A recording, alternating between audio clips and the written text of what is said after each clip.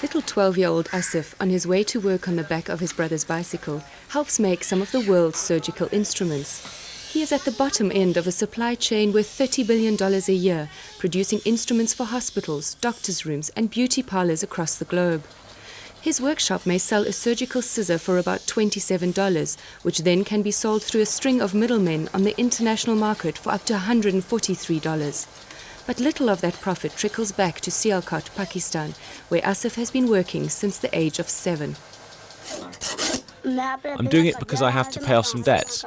I found it dangerous when I first started, but now I've learned the job.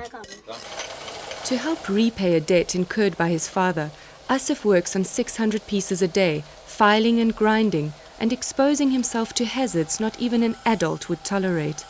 One of the more long-term health risks is the constant exposure to fine metal dust, which damages the eyes and causes breathing problems, not to mention cuts and burns from various machines.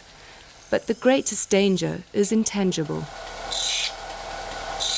The moment a child, gets in the workplace, he just jumps from his childhood to an adult. He simply becomes an adult. But his mental growth is not as natural as a child. So what happens? He is a child, but he's doing the things which adults are doing. So that is, to me, again, I'll say this is criminal. In 1999, the surgical manufacturers industry in Sialkot decided to remove all children from this dangerous work. But immediate withdrawal would mean a disastrous loss of income for families already mired in poverty, and a risk that parents would put their children into even more hazardous work. So the International Labour Organization opted for a gradual approach. They helped establish non-formal education centres. For 2 hours every afternoon, children like Asif go to this special school, taking classes and interacting with children their own age. Like this, they still earn money every day while catching up on their education. The number of the children has been identified. The children has been identified.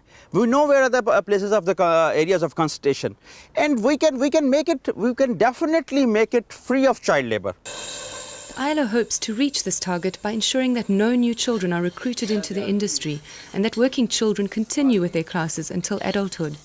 The biggest challenge, however, will still come from families struggling to survive, until perhaps more educated sons like Asif help turn their situation around. This report was compiled by Sanya Gurre and Damien Leonor from ILO TV for the CNN World Report.